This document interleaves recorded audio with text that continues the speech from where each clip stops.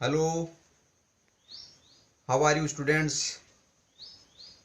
सभी गार्जियंस को मेरा प्रणाम। क्या हाल है सबके।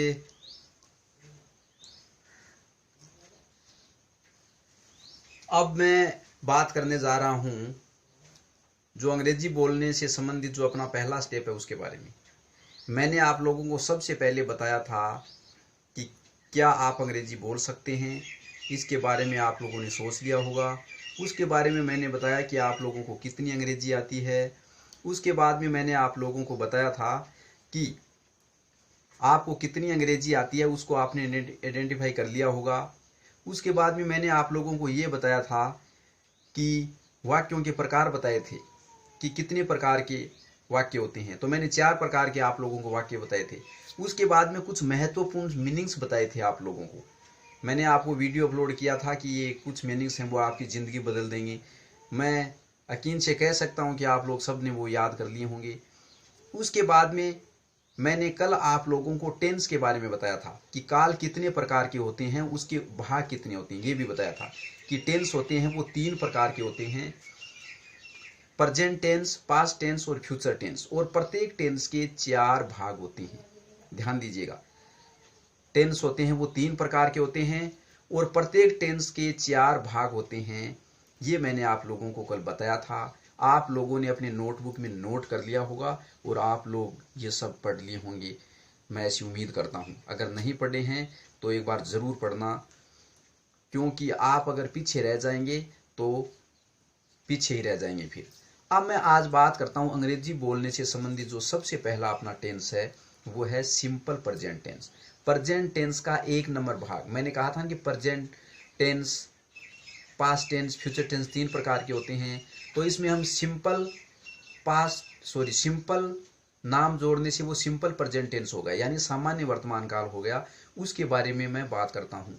तो आज वो जितनी भी अंग्रेजी जो सिंपल प्रेजेंट टेंस के अंदर शामिल होती है उसको आप बोल भी सकते हैं, उसको आप लिख भी सकते हैं। ये सब आज हम लोग इस वीडियो के अंदर, हमारी इस क्लास के अंदर पढ़ेंगे।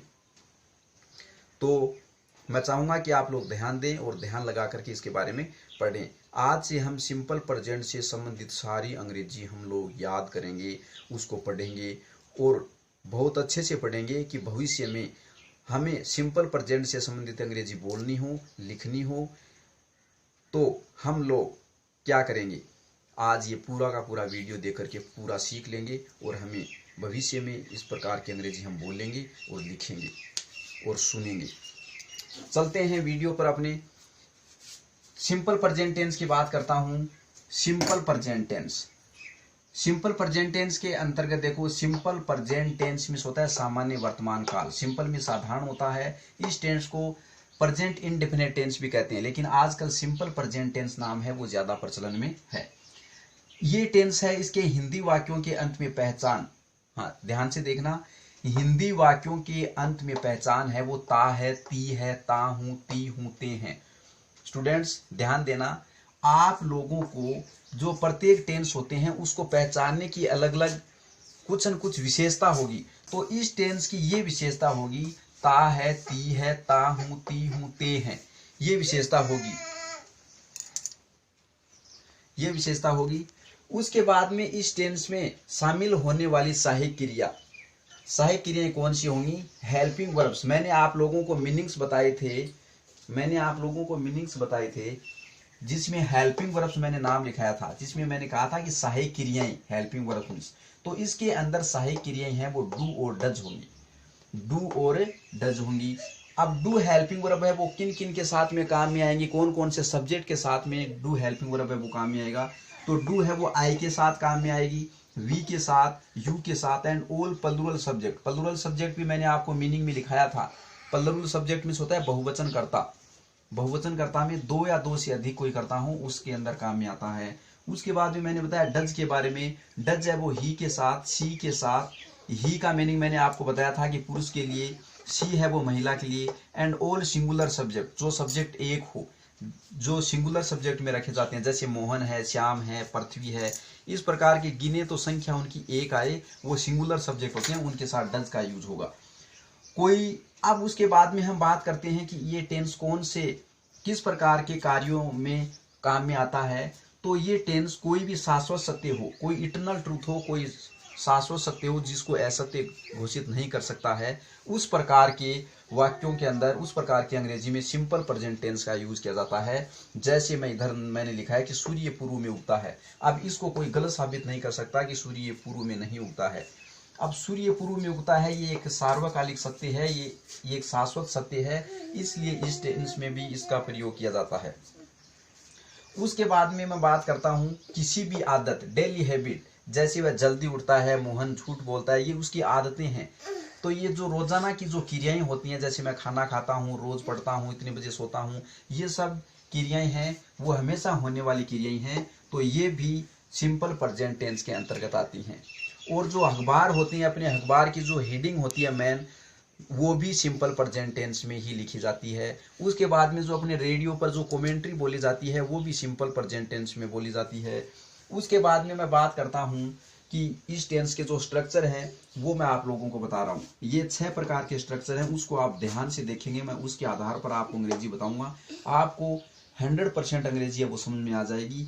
इधर मैंने लिखा है सब्जेक्ट, एस का मतलब सब्जेक्ट लिखा है। सब्जेक्ट मीन्स करता, मैंने आपको पहले ही क्या कर दिया, मीनिंग लिखा दिया है। वर्ब की फर्स्ट फॉर्म, वर्ब मीन्स क्रिया, किसी कार्य का होना या करना, पाया जाना, ये भी मैंने आप लोगों को बता दिया है।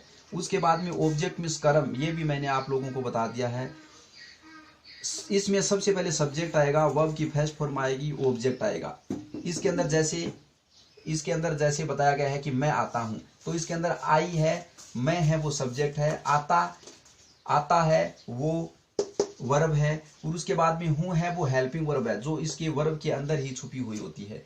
जैसे मैंने लिखा है इधर आई कम। इस प्रकार से अगला है वो सब्जेक्ट और डू और डज। अब क्या होता है कि सबसे पहले इसके अंदर डू और डज होता है, वो जो मेन वर्ब होता है उसके अंदर छुपी हुई होती है, ध्यान देना। सब्जेक्ट, उसके बाद में जो वर्ब की फर्स्ट फॉर्म है, जो अपना अफर्मेटिव सेंटेंस है, सकारात्मक वाक्य है, उसके अंतर्गत वो वर्ब के अंदर छुपी हुई होगी। जैसे प्ले है, तो प्ले के अंदर हमको मानना पड़ेगा कि डू है, और प्लेज है तो उसके अंदर डज है। वो आपको पता ही है कि डू है वो आई और वी और you and all plural subjects के काम में आता है। जैसे मैं कहता हूं कि मैं क्रिकेट खेलता हूं, तो आई प्ले क्रिकेट, ये सब मैं आपको डिटेल में आगे बताऊंगा। आई प्ले, आई के साथ प्ले आया, इसका मतलब इसके अंदर डू है, आई प्ले क्रिकेट, और क्रिकेट ऑब्जेक्ट, मैं क्रिकेट खेलता हूं। अगर मान लो डज ही होता तो उसके अंदर डज आता, जैसे ही प्लेज हो जाता, एस लग जाता उसमें, ही प्लेज क्रिकेट। तो ये डू और डज उसके अंदर छुपे हुए होते हैं। जब हम इंटरोगेटिव सेंटेंस बनाते हैं, माफ कीजिएगा, निगेटिव सेंटेंस बनाते हैं, तो इसके अंदर डू और डज बाहर निकल के आ जाते हैं। जैसे सब्जेक्ट प्लस डू और does plus note plus verb की फर्स्ट फॉर्म ही रह जाएगी। जैसे उसमें प्लेज आ रहा था तो प्लेज नहीं आएगा, प्ले का प्ले ही आएगा, प्लस ऑब्जेक्ट।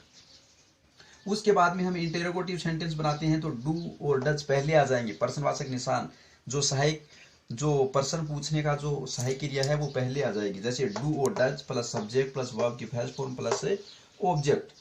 उसके बाद में ये भी इंटरोगेटिव निगेटिव सेंटेंस है, do does plus subject plus not आ गया, इसमें वर्ब की फर्स्ट फॉर्म प्लस ऑब्जेक्ट। ये WS वर्ड हैं। WS वर्ड का मतलब जो WS वर्ड आते हैं उसके अंतर्गत, जैसे क्या, कहाँ, क्यों, कब, ये सब WS वर्ड हैं, वो मैंने आप लोगों को लिखा दिया। जैसे वाट मीन्स क्या, वेन मीन्स कब, वेयर मीन्स कहाँ, हु मीन्स कौन, हु वहुज वहुम, ये मैंने आप लोगों को लिखा दी हैं।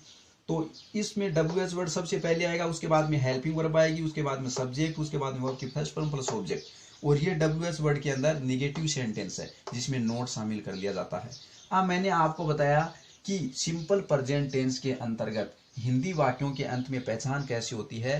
हिंदी वाक्यों के अंत में, माय डियर स्टूडेंट ध्यान देना, इस टेंस की पहचान यही है कि इसके हिंदी वाक्यों के अंत में ता है, ती है, ता हूं, ती हूं, ते हैं शब्द आते हैं। जैसे मैंने यहाँ देखो वाक्य लिखे हैं कुछ, मैं आता हूं, इसका मतलब यहाँ पर ता हूं शब्द आ गया। यहाँ पर कौन सा शब्द आ गया, ता हूं, ता है आ गया शब्द, ता हूं, तो आई कम। अब ता हूं आ गया, इसका मतलब ये सिंपल प्रेजेंट टेंस का है। मैंने बताया कि ये इटर्नल ट्रूथ जितने भी होते हैं, सार्वकालिक सत्य होते हैं, वो वाक्य भी इसी में सम्मिलित किए जाते हैं। और देखो सूर्य पूर्व में उगता है, तो इसमें भी ता है, इसमें आया है ना, लास्ट में देखो ता है। अगर ता उगता है वाक्य आता है तो वो भी सिंपल प्रेजेंट टेंस में आता है, उगता है। तो देखो the sun rises in the east, वह सुबह जल्दी उठता है, इसमें ता है आया है, he gets up early morning, वह सुबह जल्दी उठता है। यहाँ पर ही सब्जेक्ट है, गेट है वो है वर्ब है, और इसमें डज हेल्पिंग वर्ब लगे तो गेट्स हो गया, और अप अर्ली मॉर्निंग ये शायद 10वीं क्लास की अब की बार 2020 की जो मुख्य परीक्षा लगी थी 10वीं में, उसमें आया था, उसमें नाम लिखा था गेट, उसमें नाम लिखा था, तो आपको उसमें गेट्स करना था, गेट्स अप, यानी इसमें गेट्स अप करते ही आपका जो भी नंबर था आधा या 1 नंबर था वो आ जाता था। राम जयपुर में रहता है, ये रोज की क्रिया है उसकी, यानी ये रोजाना यही काम करता है कि उसका आदतन है वो जयपुर में रहता है। राम लीव्स, अब लीव्स आया, यहाँ पर लीव नहीं आया क्योंकि राम एक वचन है इसलिए डज छुपा हुआ है, इसलिए इसके अंदर लीव्स आया इसके अंदर। और इन द जयपुर, उसके बाद में पृथ्वी सूर्य के चारों ओर चक्कर लगाती है, ये भी सार्वकालिक सत्य है, ये भी इटरनल ट्रूथ है, शाश्वत सत्य है। तो इसके अंतर्गत भी जितने भी शाश्वत सत्य होते हैं उसमें भी यही टेंस आता है। तो उसके बाद में देखो ये 10वीं की अभी 2020 की मुख्य परीक्षा लगी थी, उसके अंदर ये आया था, ध्यान से देखिएगा। इनकी जो मुख्य विशेषता होती हैं वो क्या होती है मैं आप लोगों को आगे बताऊंगा, कि अगर रिक्त स्थान आ जाएं तो आप खाली जगह के अंदर टेंस कैसे भरेंगे, टेंस की जो मेन जो फॉर्म्स है, जो सही सही फॉर्म्स कैसे भरेंगे, वो बातें मैं आप लोगों को जैसे ही ये टेंस खत्म हो जाएगा उसके बाद में बताऊंगा, बाकी बीच बीच में आप समझते जाना। द अर्थ रिवॉल्व नाम आया था, वहां पर रिवॉल्व नाम आया था, उसके अंदर आपको एस लगाना था, सिर्फ एस लगाने से आपका जो भी आधा नंबर या 1 नंबर था वो आ जाता था। देखो the earth revolves around the sun, यानी ये पृथ्वी है वो सूर्य के चारों ओर चक्कर लगाती है, ये शाश्वत सत्य है, ये शाश्वत सत्य है, जो पृथ्वी है वो सूर्य के चारों ओर चक्कर लगाती है। अब पृथ्वी यहाँ पर एक वचन है इसलिए इसके अंदर एस लग गया, तो वो जो 10वीं की परीक्षा थी उसके अंदर आपको मीनिंग के साथ सिर्फ और सिर्फ एस लगा देने से ही आपका जो नंबर है वो आ रहा था, क्योंकि इसके अंदर डज छुपा हुआ है। क्या छुपा हुआ है इसके अंदर? डज छुपा हुआ है। अब इस प्रकार से हम लोग जितने भी अपने ये 6 प्रकार के मैंने स्ट्रक्चर बताए हैं, इसके आधार पर मैं अंग्रेजी बनाऊंगा, आप लोगों को बताऊंगा इसके आधार पर। ये मैं प्रत्येक सेंटेंस, अब मैं आप लोगों से यही उम्मीद करता हूं कि आप लोगों ने ये सीख लिया होगा कि डू किस किस के साथ काम में आता है, I we you and all plural subject. Does किसके साथ, he she and all singular subject. Do होता है वो किसी हेल्पिंग जो मैन वर्ब होती है उसके अंदर, जो मैन वर्ब होती है उसके अंतर्गत आप लोगों को सिर्फ मानना ही पड़ता है। जैसे इधर कम है तो कम के अंदर आपको डू मानना ही पड़ेगा, इसके अंदर का डू है इसके अंदर। ये दूध और पानी के अंदर जो संगम होता है उसी प्रकार से उसका संगम होता है वर्ब के साथ, कि दूध में कितना पानी है पता नहीं लगाया जा सकता, या पानी में कितना दूध है ये पता नहीं लगाया जा सकता, लेकिन है उसमें। इसी प्रकार आपको भी पता करना है कि इसके अंदर डू हेल्पिंग वर्ब है, और बाहर तब निकल के आती है जब हम निगेटिव या इंट्रोगेटिव सेंटेंस बनाते हैं। उसके बाद में डज है वो एस या ईएस लगने से बनता है, आपको पता ही है। ये कोई भी ही आता है तो उसके साथ, जैसे प्ले कम है तो कम्स हो जाएगा उसका, प्ले है तो प्लेज हो जाएगा, गो है तो गोज हो जाएगा। ही she and all singular subject आते ही, जैसे वह क्रिकेट खेलता है तो ही प्लेज क्रिकेट, और मैं क्रिकेट खेलता हूं तो आई प्ले क्रिकेट, क्योंकि एक में डज छुपा हुआ है, आई आने के कारण डू छुप गया, और डज आने के कारण ही आने के कारण डज आ गया उसके अंदर। ये आप लोगों को पता करना है, ये पता करते ही आप लोगों को ये टेंशन में आ जाएगा। आप लोग, उम्मीद करता हूं कि आप लोगों को ये समझ में आ गया होगा। उसके बाद में मैं बहुत सारे वाक्य हैं वो आप लोगों को बना के बताता हूं, आप लोगों को समझ में आ जाएगा। फिर मैं आप लोगों को कुछ कार्य देता हूं वो आप लोग करेंगे, और अपने अभिभावक के सानिध्य में बैठ करके आप लोग उसका मंथन करेंगे, आप लोग सीखेंगे। अगर किसी को नहीं आता है तो आप लोग मेरे पर्सनल व्हाट्सएप नंबर पर आप लोग अपनी समस्या है वो मेरे को बताएंगे, मैं ज़रूर आप लोगों को उसका निराकरण करने की कोशिश करूँगा। बताना, अगर किसी स्टूडेंट को समझ में नहीं आता है तो आप मेरे जो YouTube चैनल का वीडियो देख रहे हो उसके अंदर जाकर के आप कमेंट बॉक्स में जाकर के कमेंट कीजिएगा, या फिर मेरे जो पर्सनल व्हाट्सएप नंबर है उसमें जाकर के आप लोग मेरे को बता सकते हैं कि मेरे को ये समस्या आ रही है, मेरे को समझ में नहीं आ रहा है। अगर आप लोग एक भी दिन इसके पीछे छूट गए तो फिर आपको आएगा नहीं, इसलिए आज ही आप लोगों को इन बातों को सीख लेना है। अब ये वाक्य इसके स्ट्रक्चर के आधार पर कैसे बनते हैं मैं आप लोगों को ये बताना बताने जा रहा हूँ। और उससे पहले, वाक्य बनाने से पहले मैं आप लोगों को ये बता देता हूँ कि ऐसी कौन सी मीनिंग्स होती हैं उनके साथ ये एस लगता है और किसके साथ ईएस लगता है। ये कुछ हैं, वो मैं आप लोगों को इसके अंदर बता देता हूँ, वो भी आप लोगों को अपनी नोटबुक के अंदर नोट कर लेनी है। तो इससे आगे मैं वो आप लोगों को बताने जा रहा हूँ। हाँ तो स्टूडेंट, मैं आप लोगों को ये बता रहा था कि आप लोगों को कहाँ पर एस लगाना है और कहाँ पर ई एस लगाना है। ये सिर्फ डज हेल्पिंग वर्ब से संबंधित है। डू हेल्पिंग वर्ब है वो तो वर्ब के अंदर ऑटोमेटिकली ही होती है, जैसे प्ले है तो उसके अंदर आपको डू मानना ही है। ये जो मैंने बताया है ये डज के लिए है कि आपको एस कहाँ लगाना है और ई एस कहाँ लगाना है। तो देखिए स्टूडेंट, मैं आप लोगों को बताने जा रहा हूँ। इधर देखो, सबसे पहले मैं आप लोगों को, देखो आप लोग इसका स्क्रीनशॉट भी ले सकते हैं, आप लोग इसको सेव भी कर सकते हैं। स्क्रीनशॉट लेके अपने जो मोबाइल है उसमें सेव करके आप लोग आसानी से उतार करके इनको याद कर सकते हैं, इनको आसानी से याद कर सकते हैं। अब मैं आप लोगों को इसके बारे में बताने जा रहा हूँ कि कहाँ पर लगता है। देखो, जैसे मान लो मैंने सबसे पहले लिखा है कि क्रिया में एस लगाते वक्त क्रिया के अक्षर यदि, अब क्रिया का अक्षर यदि ओ हो या एस हो, एक्स हो या एस एच हो या सी एच हो तो एस की बजाय ई एस लगाएं। अब मान लो ये देखो क्या है, जी ओ, गो के अंदर ओ है लास्ट के अंदर, तो हम लोग इसमें एस की बजाय ई एस लगाएंगे, गोज कर देंगे। अगली के अंदर देखो पी ए डबल एस, पास है, तो इसके अंदर डबल एस है, इसके अंदर डबल एस है, यानी एस दे रखा है यहाँ पर। अगर एस है लास्ट में तो आपको पास तो पासेज करना है। उसके बाद में देखो टी ए एक्स, टैक्स, अगर लास्ट में वर्ब के लास्ट में, क्रिया के लास्ट में एक्स दिया हुआ है तो आपको टैक्स के स्थान पर टैक्सेस करना है। उसके बाद में डब्ल्यू ए एस एच, वास है, देखो तो अगर एस एस दिया हुआ है तो आप लोगों को वर्ब के आगे, वर्ब के अंत में एस एस दिया रखा है तो आपको वासियत करना है। तो आप लोगों को ये जो शब्द दिए हुए हैं, अगर ये किसी क्रिया के अंत में दिए हुए हैं तो आप एस की बजाय आप लोगों को ई एस लगाना है। अब मैं बात करता हूं कि क्रिया के आखिर में यदि वाई हो तो वाई का आई करके, ये देखो क्रिया के आखिर में यदि वाई हो तो वाई का आई करके आगे ई एस लगाएं। जैसे आप देखो ये जितने भी शब्द दे रखे हैं वाई हो, अब इसके अंदर देखो टी आर वाई, अब वाई है लास्ट के अंदर, लेकिन इसके पहले है वो एक कॉन्सोनेंट है। इसके पहले क्या है, एक कॉन्सोनेंट है, यानी ये व्यंजन है, तो जिसमें व्यंजन है उसी में लगाना है। इसके अंदर देखो ट्राई, टी आर वाई, तो यहाँ पर वाई दे रखा है तो आपको वाई हटा करके वाई का तो आई कर देना है और ई एस लगा देना है, ट्राइज कर देना है। उसके अंदर देखो study, S T U D Y, study, यहाँ पर कॉन्सोनेंट है और लास्ट में वाई है तो वाई को हटा देना है। ये कॉन्सोनेंट मीन्स होता है व्यंजन। मैंने आपको वूवल और कॉन्सोनेंट उसमें बताया नहीं तो आप लोग ऐड कर लेना। कॉन्सोनेंट मीन्स व्यंजन होता है और वूवल मीन्स स्वर होता है। तो देखो स्टडी में डी है कॉन्सोनेंट और वाई लास्ट में लगा हुआ है तो वाई को हटा करके आई कर देंगे और ई एस लगा देंगे। कैरी मीन्स ले जाना होता है, C A double R Y, carry. अब उसमें आप वाई से पहले है वो कॉन्सोनेंट है और आप उसमें कैरीज आई ई एस कर देंगे। उसके बाद में आप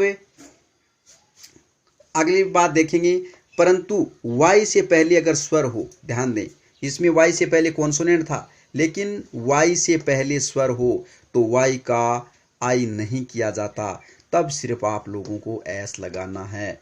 एस लगाएं, जैसे P L A Y, play, play के अंदर वाई से पहले इधर स्वर दे रखा है, ए दे रखा है। आपको पता है कि ए आई ओ यू ये 5 हैं वो स्वर हैं, स्वर हैं।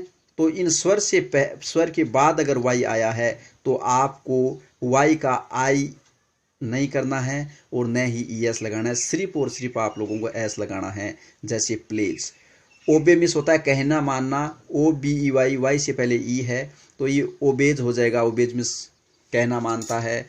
B U Y, buy means खरीदना होता है, यू लगा हुआ है वाई से पहले तो ये बाइज हो जाएगा। तो ये आप लोगों को देखना है। तो चलो माय डियर स्टूडेंट्स, अब मैं बात करता हूं जो अपने टेंस हैं उनसे संबंधित अंग्रेजी बोलने की। तो मैं आपको ये पूरी पिक दिखा रहा हूं, आप लोग उसका स्क्रीनशॉट लेकर के आप लोग उसको सेव करके आसानी से उनको उतार सकते हैं। अब मैं बात करता हूं कि जो सिंपल प्रेजेंट टेंस है उससे संबंधित अंग्रेजी कैसे आप लोग बोलेंगे। तो उससे संबंधित अंग्रेजी आप लोग कैसे बोलेंगे, कैसे लिखेंगे, कैसे सीखेंगे। मैंने आप लोगों को सबसे पहले 1 नंबर स्ट्रक्चर बताया था। मैंने आप लोगों को सबसे पहले 1 नंबर स्ट्रक्चर बताया था। 1 नंबर स्ट्रक्चर में सब्जेक्ट प्लस वर्ब की first form plus object. Verb की फर्स्ट फॉर्म के साथ मैंने ऊपर लिख रखा है डू या डज आएंगे। अगर सब्जेक्ट एक वचन है, मान लो ही है, सी है, इट है, या फिर मान लो कोई एक वचन है जैसे राम श्याम है तो उसके साथ डज आएगा। अगर सब्जेक्ट मान लो प्लूरल्स है या फिर आई है, वी है, यू है, दे है, या प्लूरल्स है जैसे राम और श्याम, 2 या 2 से अधिक हो तो डू आएगा। उसके बाद में अगर ऑब्जेक्ट है तो वो आएगा। जैसे मैंने आपको यहाँ पर लिखा है आपके लिए कि मैं खाना खाता हूँ। अब मैं खाना खाता हूँ, इसके अंदर सब्जेक्ट है वो आई है। अब आप लोगों ने वहां पर पढ़ लिया होगा कि आई के साथ कौन सी हेल्पिंग वर्ब काम में आती है। तो आई के साथ दोस्तों डू हेल्पिंग वर्ब काम में आती है। तो आई के साथ डू आती है, तो हेल्पिंग वर्ब डू आती है। तो इसके अंदर ईट है, तो ईट के अंदर मैंने आप लोगों को बताया था कि डू हेल्पिंग वर्ब है, वो आप लोगों को वर्ब के अंदर मानना ही पड़ेगा कि इसके अंदर डू है। जैसे पानी के अंदर दूध है या दूध के अंदर पानी है, उस प्रकार का सही संगम है उसका, ये आप लोगों को मानना पड़ेगा कि इसके अंदर डू है। तो आई ईट फूड। अब यही होते ही मैं, ये फूड है वो ऑब्जेक्ट आ गया, तो फूड है वो ऑब्जेक्ट आ गया। तो आप लोगों की ये अंग्रेजी बन गई। देखो, मैं खाना खाता हूं, आई ईट फूड। अब मैं खाना खाता हूं, मैं पढ़ता हूं, मैं लिखता हूं, मैं कहानियां पढ़ता हूं, मैं रोज क्रिकेट खेलता हूं। इससे संबंधित आप लोग अंग्रेजी बनाते हैं। तो उससे संबंधित अंग्रेजी के लिए आपको आई लेके आना है, वर्ब की फर्स्ट फॉर्म लेके आना है जिसमें एस नहीं लगाना है, न ई एस लगाना है, और आगे ऑब्जेक्ट जो भी दिए रखा है वो ऑब्जेक्ट लिखना है। उसके बाद में मैंने आगे ये लिखा है, देखो, वह खाना खाता है। अब वह मतलब ही पुरुष के लिए काम में आया है, तो ही सब्जेक्ट है, ही सब्जेक्ट के साथ डज आता है। और आपको पता है कि डज के अंदर एस या ई एस लगाने से डज उसमें मिलती है देखने को। तो अब उसके अंदर देखो मैंने इधर लगाया है एस, एस लगाया। अब कौन कौन से ऐसी बातें हैं, कौन कौन से ऐसे नियम है जिनमें एस लगता है, कौन से ई एस लगता है, ये मैंने आप लोगों को पहले बता दी हैं इसी में। तो ही ईट्स फूड। अब ही के साथ ईट्स आ गया, इसका मतलब इसके अंदर डज छुपा हुआ है, इसलिए ही ईट्स और फूड ऑब्जेक्ट आ गया, तो वह खाना खाता है। उसके बाद में राम है, वो भी क्या है, राम है वो भी थर्ड पर्सन है, एक वचन है, तो इसलिए इसके साथ भी क्या आएगा, ईट्स ही आएगा। इसके साथ भी S he does helping verb आएगी, तो ई ए टी एस ईट्स और फूड। राम ईट्स फूड, क्योंकि राम है वो एक वचन है इसलिए इसमें भी डज आएगा, डू नहीं आएगा। उसके बाद में आप लोग ऐसे बहुत सारे वाक्य बना सकते हैं। राम खाना खाता है, राम क्रिकेट खेलता है, तो उसमें एस लगाना है आप लोगों को, एस या ई एस लगाना है। वह खाना खाता है, वह तेज दौड़ता है, वह पत्र लिखता है, वह कहानियां पढ़ता है। इस प्रकार से आप बहुत सारे वाक्य लिख सकते हैं।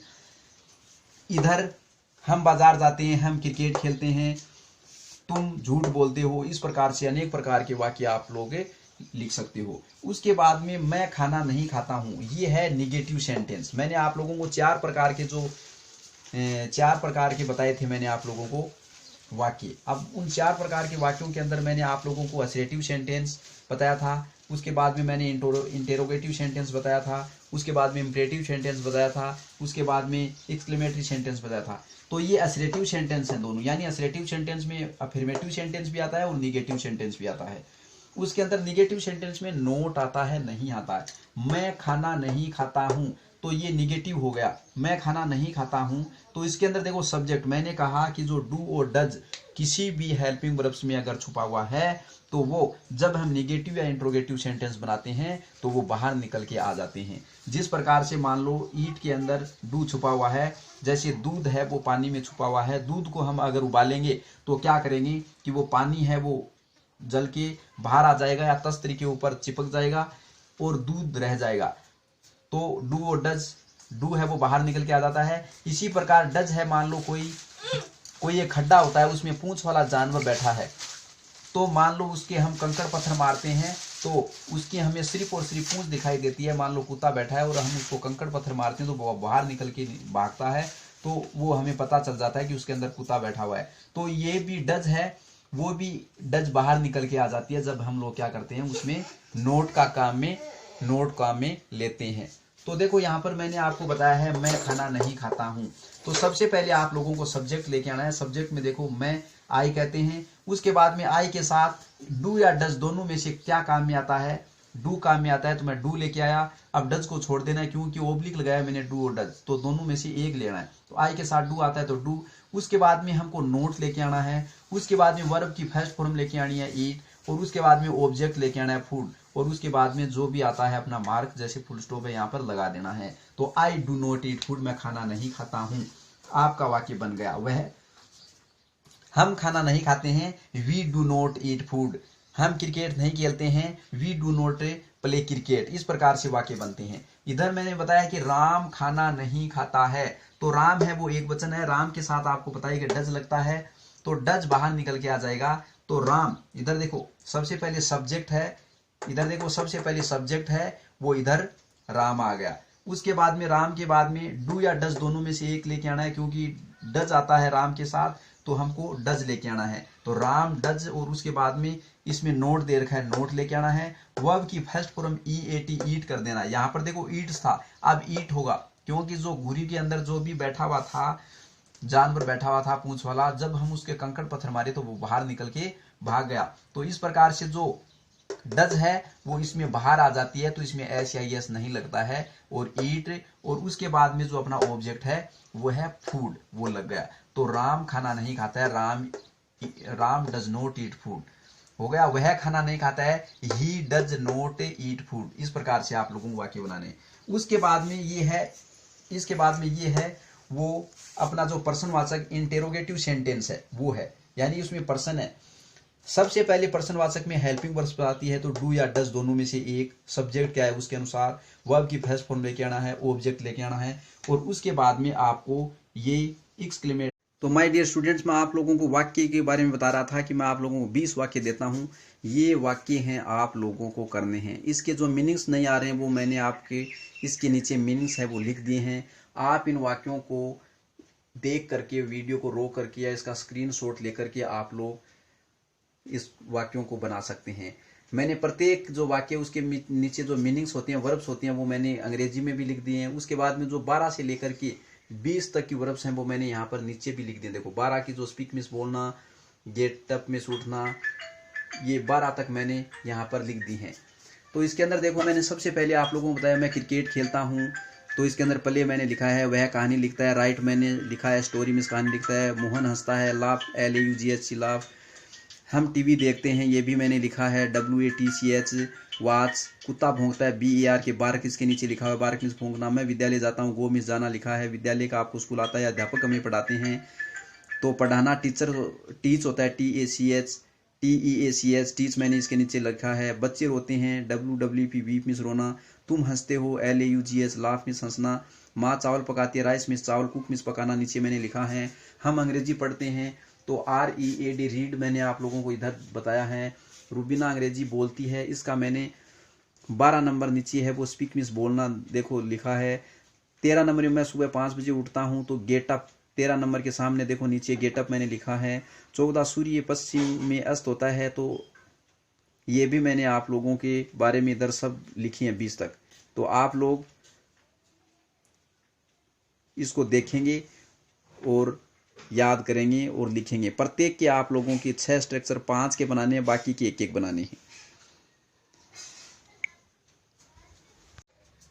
तो माय डियर स्टूडेंट्स, आपको मेरा जो पढ़ाने का तरीका वो कैसा लगा? मेरे वीडियो को लाइक करना, शेयर करना, मेरे यूट्यूब चैनल को सब्सक्राइब कर घंटी के बटन को जरूर दबाना, ताकि आगे आने वाले वीडियो आपको तुरंत मिल जाएं।